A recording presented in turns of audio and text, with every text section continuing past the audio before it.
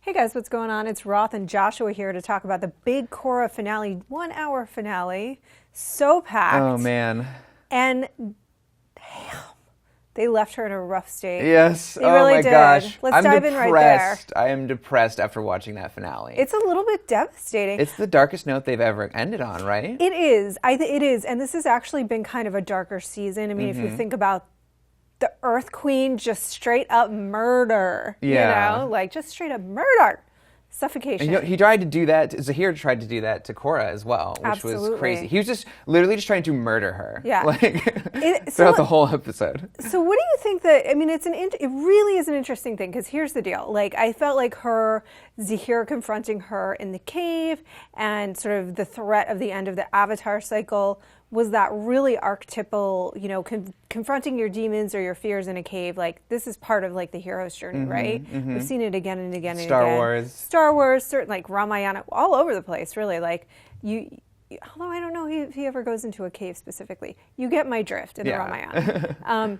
But she was left not strengthened by the experience, but weakened and devastated by the experience. So where do you think they're going with this? I don't know. The creators of Korra, Mike and Brian, they have always tried to present us with like different people with different disabilities and like challenges and stuff. Like Toph was blind. There was a girl with no arms in this season, one of the villains, but it didn't stop any of them from being awesome. This is a much different, like it's almost like a debilitating disease that she got, you know, from all that poison. It's definitely strange because the end of the first season, she's like giving other people their bending back. She's like this life giver. At the other one, it was this huge, you know, giant battle thing. And this one, it's just it's very interesting. So where do you go from here? I thought it was very bold actually for them to go that way. I thought it was too. And here's the thing: I think that it's funny because this whole series has been kind of an exploration of what the Avatar is. Because Korra is very different from Aang. That's a thing that fans have resisted a lot. She now cannot connect to her past lives, seemingly permanently, although they may find a fix for that. And she said, well, and now she's, released the portal between the spirit and the material world. And she's like, well, that's no longer the Avatar's job, even though that was like the birth of the Avatar, that was the Avatar's job. And she's like, now I'm a peacekeeper. She's redefining what the Avatar is. And I think she's now at this crisis point of going like, literally, I don't know what I am. Because think about what fears were coming up for her in the cave. It's like, we don't need you, Korra. Nobody needs you anymore. You're irrelevant now. Right. You know? And you have to wonder if she, by the end of that season, did she think that the Red Lotus might have been right? Exactly. Because they're all about just getting rid of leaders, because there have been no leaders who have done her any favors. The Earth Queen she was an awful person. I'm not saying she deserved to die like that, but she kind of got what was coming to her. The president was like bumping heads with Korra at the beginning of the season, and he even shows up in the end, and he's like, oh, I'm sorry, we bumped heads, but I'm glad you got rid of those bad guys. But like, what does she get for that, for her trouble? You know what I mean? It's really funny because I think that is one of the bigger questions of the series, where they've sort of brought up these ideas of like releasing limits and egalitarianism, whether it was in season 1 and the idea of like, oh, we're anti-bending because you think you're so special, and what about the non-benders of the world, and let's all be equal kind of an idea. Although he was full of it because he was a bender. That's true. And then this season, the Red Lotus, who still is in play. You know what I mean? Zahir's just went back to prison. What's stopping someone from breaking him out? Well, not only that, but they've said, there are we don't know who else is in the world secretly a Red Lotus. They're like Hydra. Yeah. Like all up in Hail Red Lotus. Hail Red Lotus, man. Like, so I think that will continue to play out. But I do think you're right, where Korra, I think, is at a point where she's like, really, what is my function? What is the real function of the Avatar? And is there not something, these are crazy extremists who want to like kill people and it's not okay, you know? But maybe there is something to the basic egalitarian idea that she'll start to incorporate more and more. I don't know, because she's releasing boundaries. Yeah, she's at her lowest point, and she's going to have to build herself back up into something hopefully new and better for her and the whole world. But there's another thing I want to just touch on is that the end battle. I feel like we just need to geek out for a second. This is very reminiscent of Aang versus Fire Lord. Yeah. I forgot his name at the end of the. Who's the Fire Lord at the end of the? Zuko? No, not Zuko. Not Zuko. The other Fire Lord. I forget his name, but it doesn't matter.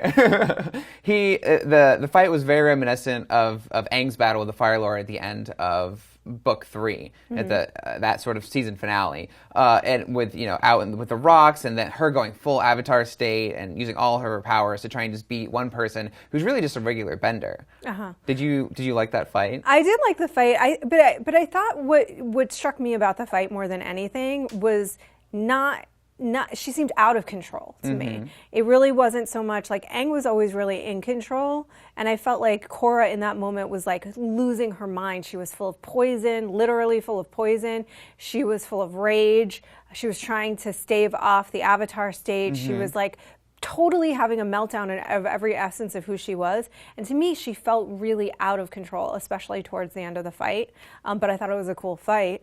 And, it was cool. I liked it a lot better, actually, than the Aang Fire Lord one. So. And I think Zahir is a great villain. I think Zahir is possibly their best villain to date. And he flew. Can we talk about that for a second? And he's Henry Rollins. Did you know that? Yes. That's crazy. He was very intimidating, but very nice from what I hear. Yeah. But yeah, he started to fly, which was crazy. Not even Aang did that, who was like, it's supposed to be like... Yeah, I wanted to touch on that really quickly because I think a big question is, how is Zahir such a master of airbending? And I really think it's partially due to all of these awakenings, like Bolin's lava bending and things like that. I think it has to do with those portals being open. And I think that we're going to see more and more and more, this is just a guess, more and more awakenings. And we're going to see that play out next season where maybe it's a combination of the spirits and the Red Lotus that are the enemies next season. You know what I mean? Yeah. I feel like Zahir is just a very disciplined, dangerous, strong person without bending, and so when you give him bending, and the fact that he had studied airbending for a very long time, that just made him like a natural pro airbender, because he was fighting Tenzin. Tenzin sort of bested him until they ganged up on him, and then he fought the Avatar in Avatar state, poisoned, mind you. Yeah. But he was still very dangerous, like evil airbender. Yeah, and I think a big question too is going to be, and this is where I think kind of that egalitarian idea is going to come in, which is that I feel like the airbending nomads at this point, they're going to kind of be like, Max said this, Max Nicholson and I were talking about it, he said kind of like the Jedi of this world, where they're going to like run around, and they're going to nomadically run around and keep the peace, while Korra is healing, you know what I mean? And might not Jinora come up and like be sort of a temporary leader? I mean, wouldn't that be kind of interesting? How does she do her spirit stuff too? That's a big question, needs to be answered. But anyway, that's a lot of speculation. I know. I think it's a big finale. It opens up a lot of doors, a lot of big questions that we're excited to see explored in season 4. We're going to talk about this more, hopefully equally, if not more cohesively, down the line in between seasons, and ask some of these big questions. But let us know what you guys thought of the finale. Did you love it?